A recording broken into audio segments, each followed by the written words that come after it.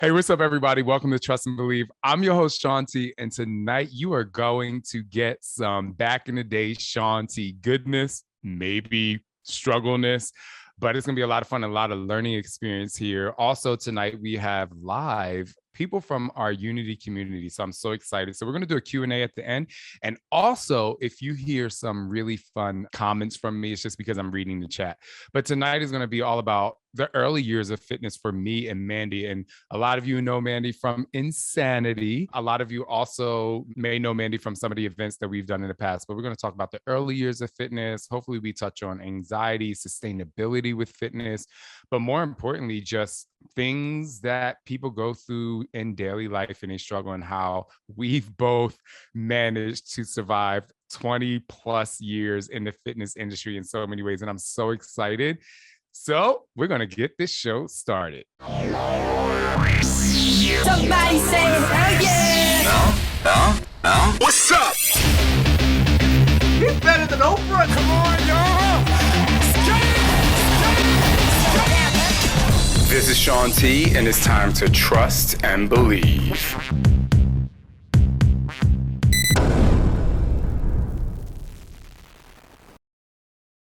All right, Mandee Casey. Mandee Casey, right. What's up? Okay, first of all, I have to tell everyone, while I definitely respect my great friend Mandee Casey, you might hear me call her Kern, because I used to call her Kern. We went by last names. Anyway, I kind of want to introduce you in a really fun way, really fast. So I'm going to give my interpretation of this story, and then I'm going to let you give your interpretation of this story. Okay. But me and Mandy go so far back that it's kind of crazy. It almost gets jumbled in my brain because she's such a huge part of my life, especially my early years. Well, definitely from fitness, because I got to tell y'all, I walked into this group exercise class one time and she was teaching some step class, and it was all women in the class. And me and my male chauvinistic attitude I don't even know how old I was, 19 years old 19. Or so. I walk in there and I'm like, why are they using these little dumbbells? Like, what's happening? I think I grabbed 8-pound dumbbells in like 3 minutes. And I was like, from my recollection, Mandy came over with some like 3 pounds and was like, homeboy, settle down. But anyway, and I just have to say the inception of that just created an incredible friendship that, you know, I definitely want you to talk about more than me, man, because they hear my voice all the time. Mm-hmm. Yeah, I just remember, going to Rowan and walking into the rec center every day, and I would see you working the desk. And back in the day, you had to get the key from the person at the front desk to unlock the aerobic room door. So I just remember always coming in and like seeing you, and you're always just, friendly, and you'd say hi and, whatever. And I know you would watch me teach all the time. So I'll never forget, like one day I came in, got the key, and you were like, I want to learn how to do that. And I was like, well, come take my class. And you were like, all right. And I said, I teach whatever, you know my schedule, whatever. So Shaun decides to walk in the class again. We're talking 1997, all women step class, high knees, hitting that choreography. We're doing our thing. So Shaun comes in and he stands right there, and I said, okay, we're going to do a step and sculpt class. So here we go. Grab some weights, some light weights, grab your step. Let's get going. So, we proceed to start class, and I get into the weighted portion, and there's Shaun doing the weights, doing his thing. And then I'm like, all right, now hold it. And he's like looking at me. I said, now hold it. Hold it. Hold it. Here's Shaun. And then ever since then, like, we just connected. And that was it. It just brought our friendship. Like, I said, here you go. Let me give you some lighter weights. And he respected that. And then we continued class. And then after class, he's like, I want to learn how to do this. And one thing led to another. And I will say, inseparable. Though, we did become inseparable. But I do want to say, for all of you out there that hate me when I tell you to hold a squat or pulse a squat or pulse a lunge or hold a push-up, it is Mandy's fault. I didn't make it up. Pulses. But the thing is, for me, I was like, it was really the hardest thing I had ever done in my life. Because I ran track, I was an athlete, the whole thing. And I'm like, this is nothing. And I just remember just being able to hold that. And so that was really the inception of when I used to say, or now that I used to say, if you can hold up your body, you can hold up your life. Like that was a very profound moment for me because it was so hard. First, I want to say, I worked at the front desk, but I soon got fired. It was the only job I got fired from.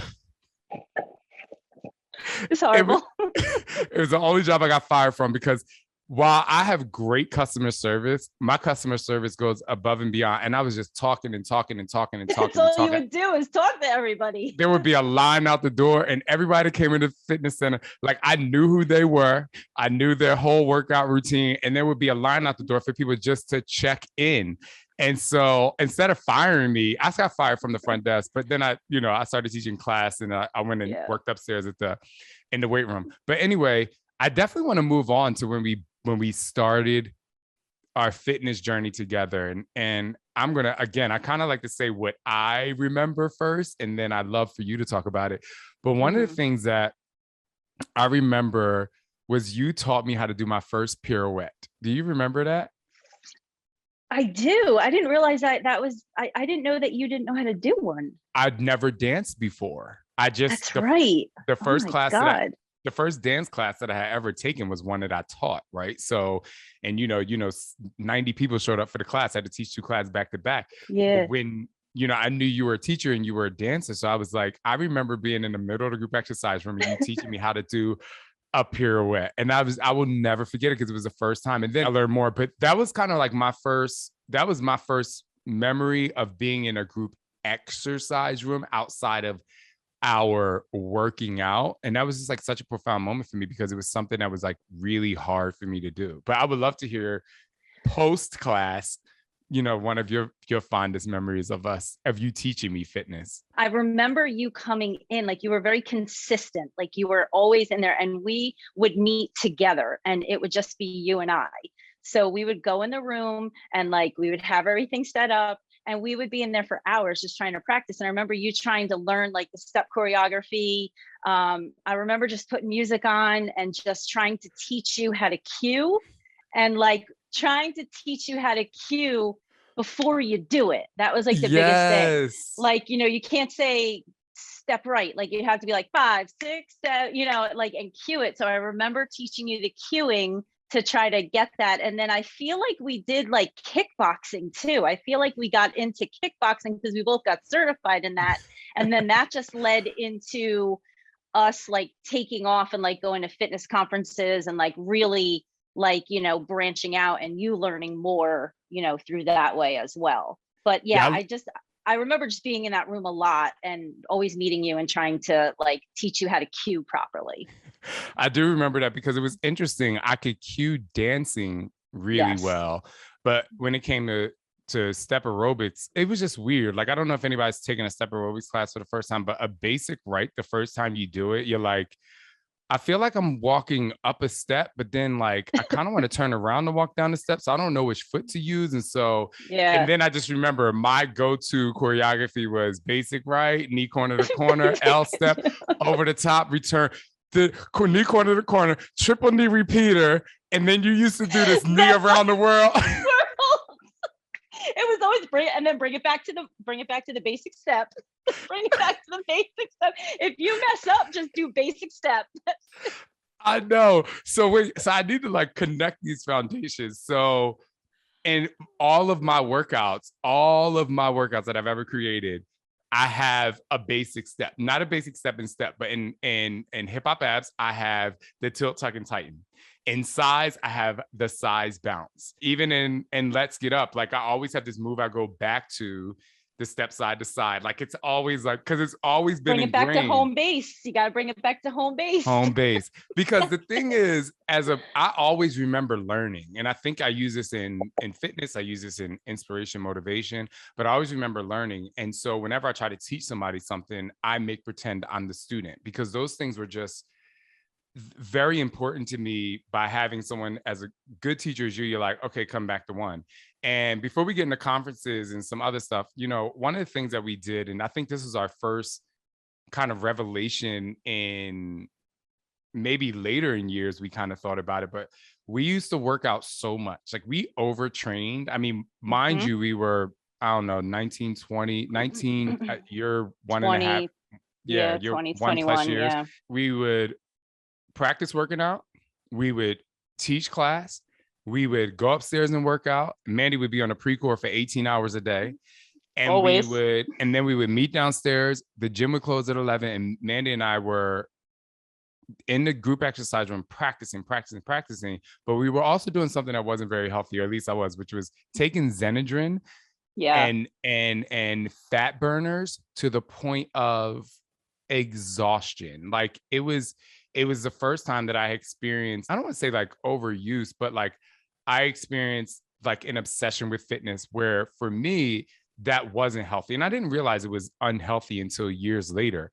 But I just remember it was Xenadrin and you know, I was afraid to go into the weight room when I first started working there because I was losing weight and I was doing all this stuff. So can you talk to that? Like some of the struggles you've had with anything in terms of like the struggles that you've had with fitness or nutrition over the years?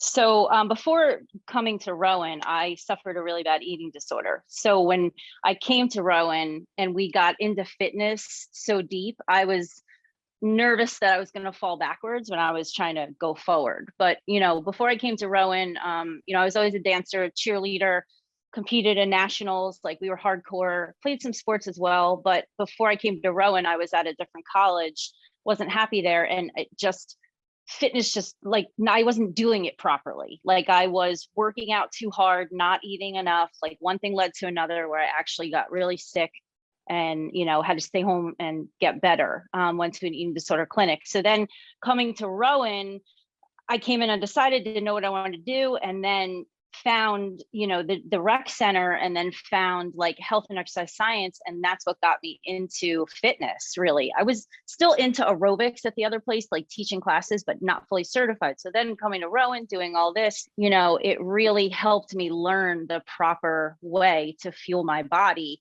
and to work out. So it was great when I got into that major. So when you and I connected and you met, you know, people just thought of me as being a, you know, oh, you're in fitness or you're this or that, didn't know the struggles that I faced and that I was still facing because I wasn't fully recovered when I went to Rowan. It was only a year and a half later. So when you and I just started like really working out a lot and, you know, and taking Xenadrin and having those heart palpitations when we were taking that stuff, you know, it was scary. It was scary. I want to tell the story of you, if that's okay. I will never forget. We were training, I think, for this spring dance concert. So we were teaching fitness. We were going to rehearsals. We were coming back in and like trying to make ourselves better.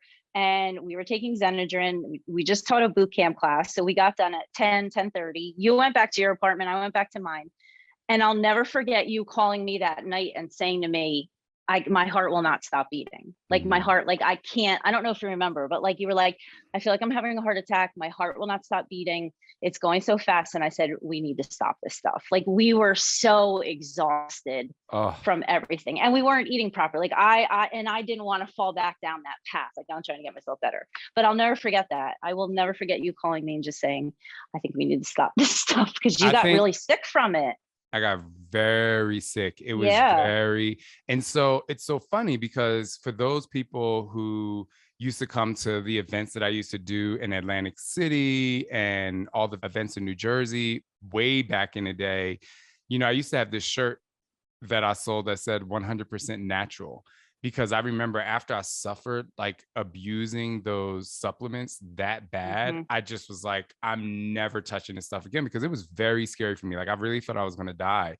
Yeah. And then, you know, being in health and exercise science. And then when commercials started coming out and studies started coming out saying that 26-year-olds were having strokes and dying from these fat burners, and I was so young, I remember saying to myself, wow, like this is, so I've completely cut out everything. I don't know if you know, for such a long time I didn't take protein shakes. Even when I got involved with Beachbody, I never told them that. It's the first time I'm saying this out loud. This is why I was like, I don't want to drink Shakeology. And when I tried it, and it hurt, you know, for me, I had digestive issues, and before they had like the vegan stuff, like I always thought that any supplement I took was going to make me feel like that. And it put a lot of fear. But speaking of that, you know, and I could talk about how I kind of got past that too, but me, it was mostly fear. I do want to kind of go back because I did read in the comments that someone else said that they had suffered from an eating disorder. And if you can, like, if you remember, because talked about going to the clinic, what were like 3 major things that you learned about that struggle that you kind of took away that you still use today? If you suffer an eating disorder, it will always be there. It could creep back in. I think it's really about you learning to control it. I think the one major thing with eating disorders is you're in control. So I don't know, like the time of my life, like my life was a little bit of spiraling out of control. My parents got divorced. It was something that I could physically control, was that eating. But I think coming out of it, like I've definitely become a stronger person because of it. Because to go through something like that and to have to struggle and see people in the same situation as you is tough. I'll never forget my mom. It was up in North Jersey bringing me to the clinic, and thank God I was an outpatient, but just seeing these girls with IVs in them, it really scared me, as I don't want to do that. Like I really, my lowest weight, my mom said, was like 85 pounds. Like I was the Tracy Gold story. Like I was exercising with garbage bags on me, hiding my food. Like it got real deep, real deep. Suffered panic attacks, suffered anxiety. So, anxiety could creep back as well, which it has. And, within these past 2 years, my anxiety started coming back a little bit, which scared me. Talk about that for a second. Not to cut you off, but I definitely want to talk about that for a second, because the same thing happened to me over the pandemic, and I don't know what triggered it. So, and I'm trying to still work through that because the anxiety is at an all-time high. So do you feel like you were able to connect? Because I love how you talked about things creep back in, like they never go away. Do you feel like you've been able to connect the anxiety that you suffered over the last 2 years and how maybe it came from a long time ago? Yeah, I feel like sometimes like it's your head, you get yourself in that dark place, and you have to remember to get yourself out of that dark place. So, I definitely feel like not that I started suffering panic attacks again, but I had a couple, and I was like, oh my God, like I didn't want what I went through back in the day to come back again. So with the anxiety, I felt like, I started researching a little bit on it, and I actually started like taking CBD to help me, really relax me. So I've been doing that, and craziness, power walking. Like I just started power walking. Wow. And I'm telling you, I started power walking before when the pandemic hit, when everything shut down. I was never a power walker. I was always a runner. Like I know. Run. That's why I'm like, wow.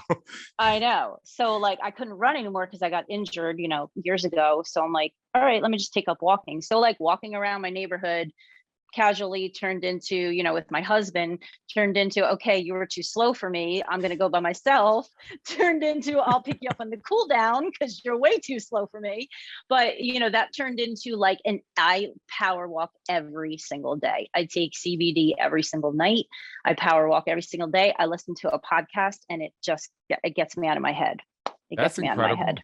Yeah. Because recently, really within the last 3 months, I don't take them every day, but when my anxiety is like, for me, my anxiety comes when it's compounded with social things, and they're not necessarily social triggers.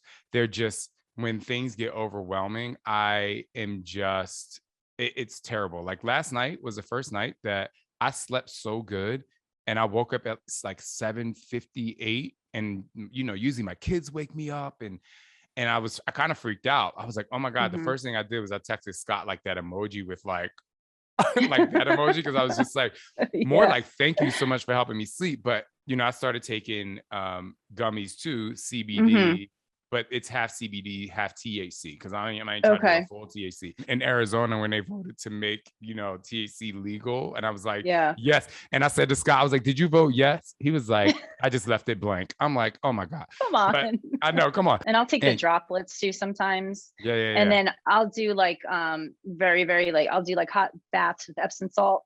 Sometimes with the CBD and the melatonin in the bath, like that also helps relax me, because that's where too, like at night when you go to lay down, that's where it all like your head starts, and with the whole pandemic, like it was just like the fear of the world, and every day is a different day, and it was like, what's tomorrow going to be like, it just got into that, like I was almost scared to leave my house for a little bit, and that was never, oh my God, it was like I would always be like out and about, and then all of a sudden this happened, and I was like scared to leave my house. Like it was weird. As of person that is like in the fitness world and would like work out and be a motivator. And you're on the go. And on the go. And then it was like, I don't want to leave the house. Like, I don't know what's going on out there. Like, that was weird. And that was like anxiety for me. Like, that's not like me, you know? So it was tough. I mean, I want to read the question that showed up in the chat, which is someone says, my depression and anxiety was what caused my extreme weight gain. And when I lost the weight, I wasn't prepared to still have to deal with the depression and anxiety. How do you prepare yourself to deal with the thing behind the thing? It's not the thing. It's the thing. When you argue with your spouse, most of the time, unless they did something that tangibly hurt you right there, or they cheated on you or something, it's not the thing, it's the thing. Like, what, we're not arguing about the trash. We're arguing about we didn't have sex. We're arguing about, or maybe if they did cheat on you, it's because you didn't have sex for a year, right? There's always something that goes deeper than the thing. So the thing that's interesting with you, Tim, is that when we talk about anxiety and depression, I've never had clinical depression, even though I was on depression medication once. For me, it was my current situation that was negatively affected me. But anyway, and Mandy said it earlier, anxiety is the future. It's like you're anxious about what's to come, like what's going to happen if I leave my house, like what is this? And depression, from what I know, because I'm not a mental health specialist in terms of like my degree, but a lot of depression, it's like clinical, like I think a lot of it has to do with that, and a lot of it is from the past. So and they kind of all intertwine. But how do you prepare yourself to deal with the thing behind the thing?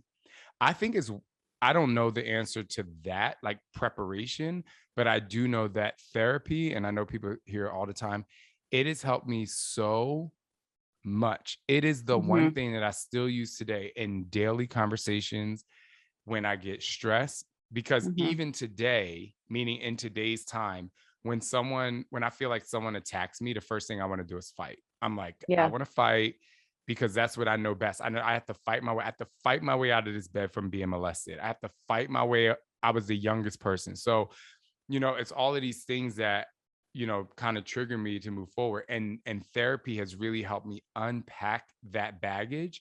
So I think for me, the answer I can say best is working through it daily. Just like if you're on depression medication or anxiety, like we use CBD for anxiety, but also taking action and facing the demons, because that's how you're going to find out what's deeper than what you feel on the surface. Yeah. I mean, when I was younger, I haven't tackled therapy recently, but I definitely tackled it in the past for sure. I mean, it helped me get through some really dark times. I did see a specialist. I was on medication for a while, for years, even going into Rowan, I was on medication for my panic attacks. But yeah, I mean, I would definitely recommend too, like, with everything now, you can do, you can see a therapist right through a Zoom call. Like, you don't have to go to the office, which is great, which is really awesome. I also find too, like, I don't know, I've always been like an advocate of journaling. Like, I always like journal sometimes my thoughts, and, I feel like that has helped me too. Try to find the positiveness in the negativity going around. Yep. I know. There you go. I have my journal right here for those of you who are not watching this. And yeah, I agree. It's all so important. And that's why I love that our podcast is sponsored by BetterHelp, because it's just, it's an easier path to therapy where a lot of people are afraid. So, if you're listening to this right now, they're like, you're looking at and listening to two people who have been in their industry for a very long time. We are experts in many parts of our field. And a lot of people look at us, as Mandy too. I mean, she has a huge following where she is. And a lot of people look at us as these strong individuals. And when you look at people from the outside, and especially celebrities, or if someone looks up to you and puts you on a pedestal, like, they forget that we're still fighting things too. And some people out there like live a perfect life, but I want to talk about it because I'm like, if I'm lucky enough to have you look up to me, I feel like I have an obligation to tell you why I'm able to live in the headspace that I'm living in. And so that's why someone said, thank you for freely sharing it. And that's why I freely share this. When I share my story, my sexual abuse story on Instagram and TikTok, someone who's pretty close to me that I see often saw my TikTok, and they had suppressed their sexual trauma experience so much that they had forgot it happened. And because they looked at this as a man, he looked at me as like a really strong person, and he saw me be vulnerable. It made him remember. And he said that night, he was like, it was so heavy for me. He's like, I went to my wife and I just broke down, because he said, I never told my wife. This man is close to 60 years old. And so, and that's why I do it. And I know that's why you do it. That's why you share your experiences. What are some of the things that you feel like you are helping people out with on a daily basis that you didn't sign up for as a fitness, professional? I just think that, a lot of people do, they look at us as being like, we're resilient, like nothing bad happens to us. They see us, say, on a stage or in front of a class, or just walking around my facility, and they're like, you're such a strong person, like but they don't realize that like we are human too, and that we do struggle with like all this stuff. And I feel like personally it's hard sometimes to have to keep that facade up when you're having a tough day, you know what I mean? But I feel like you kind of have to brush that off to the side, and you walk into wherever you're going, and you have to say, these people are here for you. And that makes me feel good about myself. I've heard stories from people. I've become really good friends with people that come to my facility or come take my class. I've created friendships with them. I think that's a great feeling. I mean, sometimes that's where you can put your guard down, and you can listen to their stories and share with them. And, I share my stories with them. And a lot of times when I tell people that maybe take my class or see me at my facility, that I suffered an eating disorder or suffered this, they were like, oh my gosh, you? And I was like, yeah, you don't understand. And then that kind of lets them open up a little bit more to me. And then I'm able to help them through some stuff, But sometimes, we're not all superheroes, even though people think we're superheroes, but, we're not. Looking at the chat, I see some people say, I'm a teacher, or, all of these things. We all do. I would believe that most of us, if not all of us, especially if you're a parent or if you lead something, people are looking up to you, and you a lot of times are their lifeline. And so I just kind of want to segue into this moment that when I came out to you, like you were my lifeline. I spent almost every waking moment. Everybody thought we were dating, Everybody thought we were dating. Yeah. Everybody thought we were dating. So I usually, as the gay person, I like to tell my coming out story to you, but I need you to tell the story from because it's great. Okay. So we get done working out, of course, because what else would we do? All we did was work out. Then we would go do abs. And then we're at the gym for 4 or 5 hours, whatever. So I lived on one side of campus and Shaun lived on the other side of campus. So I had a car. Did you have a car on campus? I don't even remember. No, child, I had no car. I didn't think so. We were in your little white car all the time. My white Honda Prelude. That's what we were in. My white Honda Prelude had my name on the back. I love it. Anyway, we had to go back to my apartment because we were choreographing our dance piece for, I think it was the spring concert, like the spring dance concert. So my ex-boyfriend at the time he did our music for us. So I remember I said, why don't we go back to my place? We're going to listen to the music, and then I'll drive you back to your apartment or whatever. So we're driving and we're getting up to the light, and Shaun's in the passenger seat, and he turns to me and he was like, someone's in a white Honda Prelude, I love it, and says, I need to tell you something. And I said, all right, well, just tell me, I'm driving. And he's like, well, no, we're just going to wait till we get to your apartment. I was like, you can't do that to me. You can't say that you're going to tell me something and then say, we're just going to wait. Mind you, the apartment's like 90 seconds away. So I'm driving, and I come up to a stoplight, and then I go to make a right to go into where we had to go. And Shaun turns to me and says, I'm gay. And I was like, what? And I almost crashed my little white Honda Prelude into the stoplight or something. And Shaun grabs the wheel and says, oh my God, Mandy, let's just get into the parking spot. And I was like, And he goes, yes. He's like, Mandy, I'm a group exercise instructor. I'm a dancer. I was like, what? What do you mean you're gay? Like I had no idea that he was gay. Oh my God, I'm hot again. I'm hot too. So we finally get in my apartment. We sit down, and I'll just remember he's sitting on the couch. He's like, I'm gay. And I'm like, what do you mean you're gay? Like, no, you were on the couch, and no, I was on the couch, and you were on the floor. You were on the floor. I was on the couch, and you're like, hold on. Hold on a minute. What do you mean? You're like, Mandy, I'm a dancer, like I cheer, like I did this. And I was like, I didn't put any two and two together just because we were so inseparable that it was like, and I was like, okay. Yeah, no, but that was the thing. And okay was like the thing. God. And it was so funny because. And that was it. We moved on. I know we moved on, but I think, what I want to say is, and I think this is a perfect opportunity, for people, when people hear my book where I say, you're the average of the 5 closest people to you, because you weren't surprised because you wanted me to be straight, or you weren't surprised because you were mad or disappointed.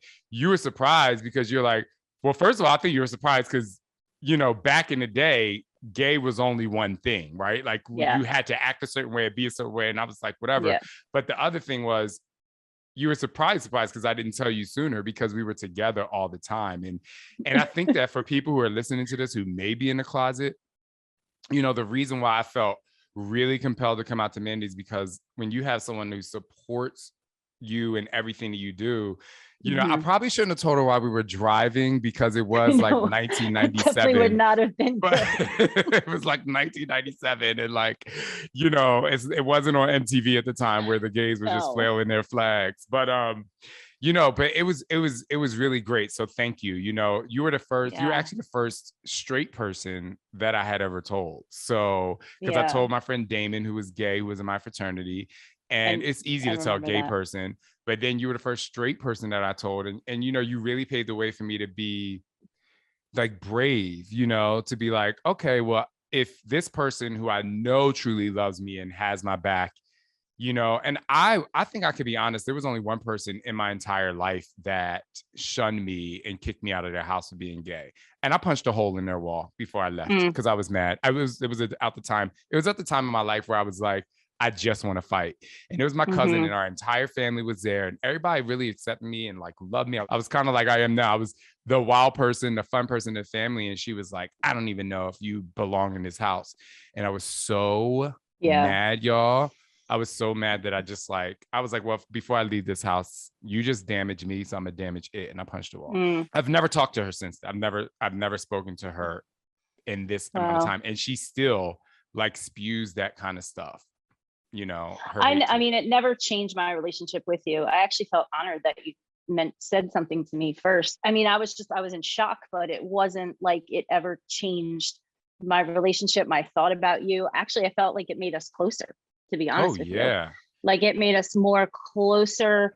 And like, I think you felt like, comfortable talking to me about things. I felt comfortable talking to you.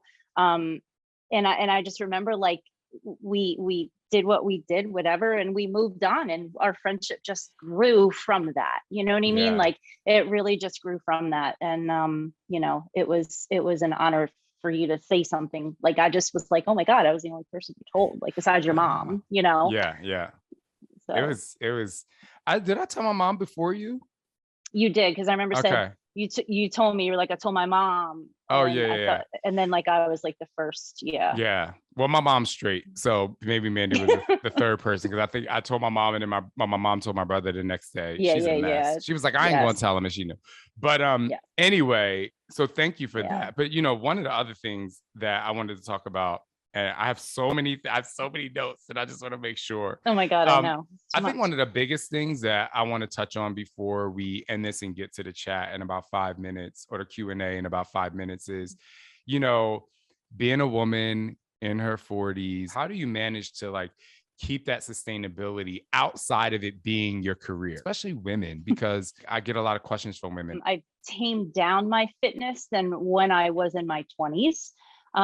Because when I was in my 20s, we all thought we were superheroes. And again, going back to the story, working out 3-4 times a day, I was just damaging my body more. So I feel like now in my 40s, like I don't have to work out for 4 hours a day, when women come up to me and they're like, what do you work out all day because you look like that? I'm like, no, I did like a 30-minute workout. That's it. So I feel like, I tamed down my exercising. No, again, not, I still work out hard, but I'm not Yeah, working out for hours on end. I feel like I'm taking care of my body a little bit more that way. I think also incorporating like a little bit more, yoga into my practice, whereas when I was younger, I didn't do it as much as I'm doing it now. Also too, my body's going through, like, not to be, but like my body is going through some changes right now. So I'm trying to, like somebody's asking me about hormones, like I'm trying to figure that out right now in my 40s because my body is going through that. So I'm actually going to have like a meeting with a holistic health person to see, what any supplements or anything that I can do for that. I think it's also like just your attitude. Like you can't, you have to keep that positive attitude. That age is only a number. I mean, all the time people are saying to me like, you look like you're in your 30s. That's great. Like take the compliment. But I just eating healthy, drinking a lot of water, exercising daily, not killing yourself. Well, what are some of the things you felt when you realized your body was going through changes by way of hormones? And like, what were some of the steps that you took to get to where you are now, where you want to go to a specialist to help you out? Yeah. So I started noticing changes, not weight or anything like that, just like mood swings and sleep and, certain things that like was waking me up at night. So I contacted my doctor and, we did some blood work and then, I thought it was thyroid, but it wasn't. It was more of my hormones just kind of getting a little out of whack. So doing the blood work really helped. And researching on some natural like substances. And then I reached out to a holistic doctor and I actually have a meeting with them, like a Zoom call next week, to see like if there's anything that you can do. I also tried seed cycling, which is with different like flaxseed, pumpkin seeds, sunflower seeds and chia seeds. And you do like seed cycling during your, I don't know if anybody out there has tried it during your like it helps with your hormones and tries to regulate your hormones as well. That's like a natural way to do it as well. Thank you for sharing. I want to go to the chat. Do you think the fitness industry is getting better about body diversity? I think so. I think it is. I think there's so much, there's a lot more different avenues now in fitness. It's not just, kill your body every day.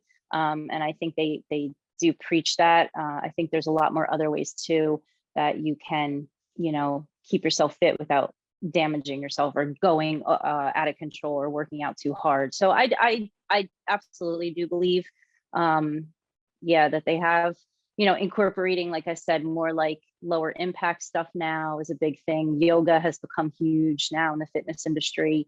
I do believe that it has. I don't know. Do you feel that? Yeah, I do. I feel like it has. I love it. I think it's one of the things that I don't know if I've ever told this story before, but I'm gonna be really fast. But one of the things that was really made me happy in my early years of presenting is because, I created these really tough workouts. I was just kind of like, dag, like everybody that's going to show up here is going to be like super fit. And I thought it was going to be this like, and I just was so happy, like even back in the day at ECA and all the conventions I used to teach at overseas, that it was like real body people is what I call them. Because, and the reason why I say real body is not to undermine that, but people don't understand that people who are super ripped, a couple things. One, they have like these crazy genetics, or two, they are like, it is a full-time job to be like that. Even if they work in an office and sit down all day, they are like, it's not sustainable for the average person. And that's why you can't do that all the time. It's impossible unless you were training for something or doing a show, but you cannot, your body cannot handle that. You would burn yourself out. You would literally burn yourself out. I'm going to post a reel because I was talking about that yesterday, how like my main goal was to be 4.1% body fat. And I'm like, don't do that. But you were miserable. Miserable. Yeah. Miserable. I mean, you can't let your body get that low.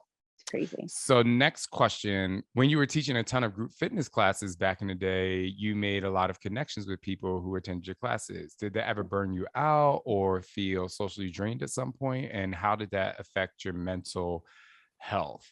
I do want to tell a quick funny story. Sorry, we didn't talk about Lori. At the time, her name was Lori Whipple. God. Her name is Lori Dwyer. So Mandy and I were, and this is gonna feed into like networking, meeting people. So Mandy and I were the king and queen of the rec center, and we own that place. This shit on lock. Do you hear me? We made the schedule up and everything. We were running this place like it was our firstborn. Okay.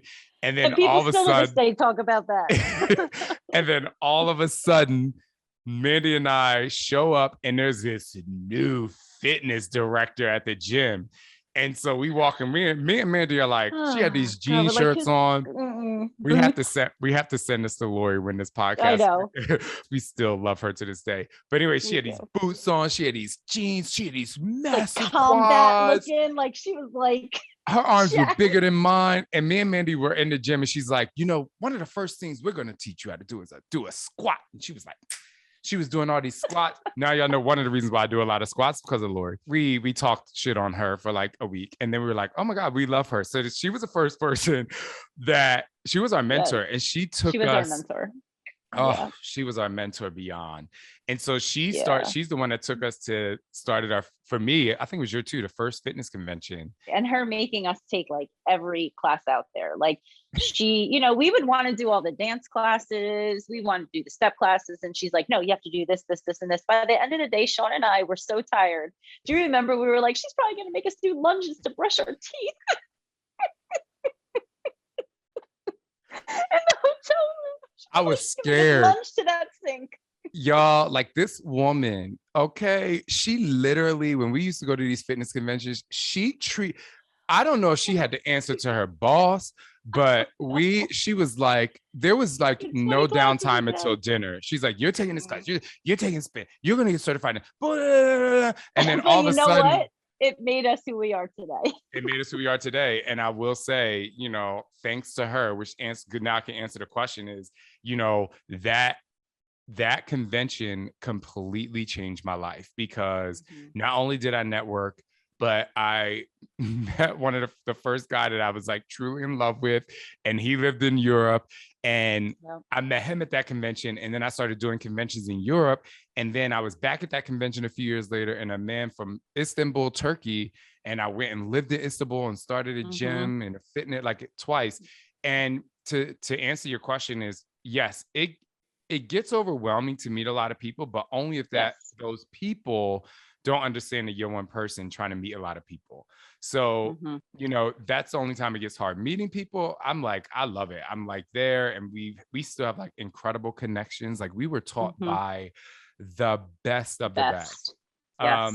But you know, I wouldn't say that affected my mental health as much as like the expectations that people had on us because we were fitness professionals. And the mental health, and going back to Mandy, we were talking about earlier, the mental health came from like having to look a certain way.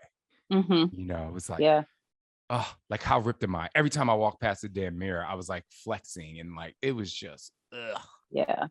But it does mentally drain you as well, though. I mean, there have been times when I was teaching a huge amount of classes and I was mentally drained. Then I was trying to do my own workouts on top of that, which, you know, you're killing yourself even more. So sometimes it does come, you know, it did mentally drain you. Yeah. But you get through it. You get through it. Last question, and I'm gonna let you answer it, and then we'll close out. But so it says, I know someone who as a teen suffered with anorexia and bulimia. Decades later, she became a trainer and strenuously exercises for hours a day, every day for years. Any suggestions on how I can speak to her in a way that I can help her a bit and it be received well? You know, it's always touchy, situations like that, because, you know, the thing that you don't want to do is approach that person and be like, you're working out too hard, or how come you're not eating, or how come you're doing this? Because it's just going to make it worse for them. I Mm. know from my past, I was anorexic. That's what I suffered. I was anorexic and overexercised. So when I would have, food in front of me and somebody would be like, just eat it, the more somebody would say that to me, the more I would push that away, and not eat it. So, it's tough. I mean, you don't want to approach it with a harsh way, approaching her in a harsh way. But maybe just, is the person now, you said a teen, or the person now is in the fitness industry? They're older now, and They're still seeing this decades go later. down. So yeah, I would say it's really tough, because the worst thing you want to do is approach someone with something that they're going through when Yes. they're going to get defensive. They're going to get defensive. But here are some things. Right now, we're in the middle of a pandemic, so this is kind of hard. But I know the person who asked this question specifically, like, you come to my events, right? Like, maybe you have them come to a inspirational event with you that has to deal with fitness. So it's something that they like, but they're going to get a lesson. Maybe you can also recommend podcasts too, like maybe podcasts on different, like health and wellness. Yeah. You can do that. The other thing is, just like I came out to Mandy, you have to like assess how amazing your friendship is, how close you are, because Mandy is someone, or like, even if I say Mandy or Chip or Alex, right? These are my friends who I know if they're saying something to me, there's like a probably a 90% chance that I'm not going to get defensive, and I'll take it very, very seriously, because they wouldn't just say something to hurt my feelings, right? So you have to assess that. I think that's really, really important as well. I was just going to say, approach that person maybe in a kinder way, like a more caring way, not in a harsh way, As my father-in-law, Bill Blocker, says, soft on a person, hard on a problem. Soft on a person, hard on a problem. Mandy, thank you so much. But before you go, I want to know, what does trust and believe mean to you? Every time I see trust and believe, I think of you. Oh, well, thank you. Because it just reminds me of you. But I think just trusting in yourself and believing in yourself that you can, fulfill what you were on this earth to fulfill. I really believe that. Every time I see that, like those two words, though, I really do. I think of you. I think of our friendship. I think of the trust that we've developed together. How we've continued to grow all throughout these years. And for us to be able to, like, believe in each other, even. It's just, we really have been through a lot. And I think we're just going to continue to have, more memories to come. I know. And I love you so much. Amazing. Thank you. I love you too. And for everyone out there, thank you so much for listening. The Unity community, thank you so much for joining us live tonight. I really appreciate it. I really am your biggest fan. I really do trust and believe that you have the power to get one step further in your life if you just focus on the fact that you have it within you to move forward. And like the tattoo says on my leg, always forward. And I hope you always trust and believe in who you are.